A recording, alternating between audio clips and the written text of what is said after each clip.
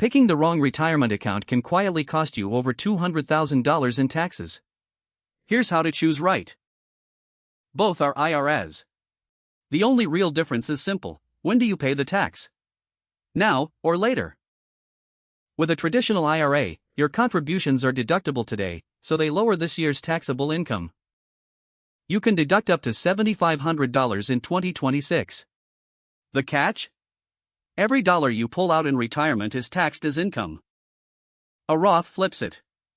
You pay the tax up front on what you put in, then all the growth and every withdrawal come out completely tax-free. That means decades of compounding, and the IRS never touches a cent of it. So how much does this actually matter? Let's run the numbers. Save $7,500 a year for 30 years at an 8% average return, and you'd have roughly $850,000.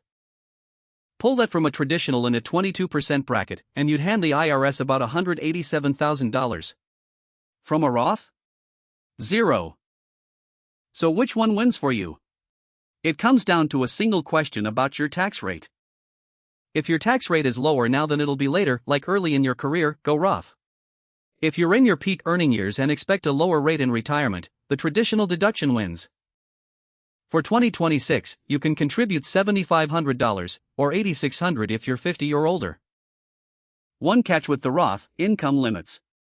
In 2026, eligibility phases out between $153,000 and $168,000 for singles, and $242,000 to $252,000 for couples.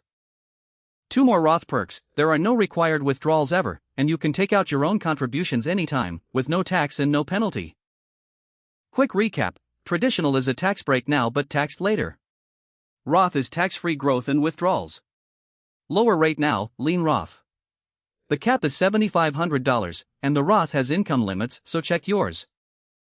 Whatever you choose, the biggest mistake is choosing neither. Open one and start today. For more money guides, visit Marifa.net.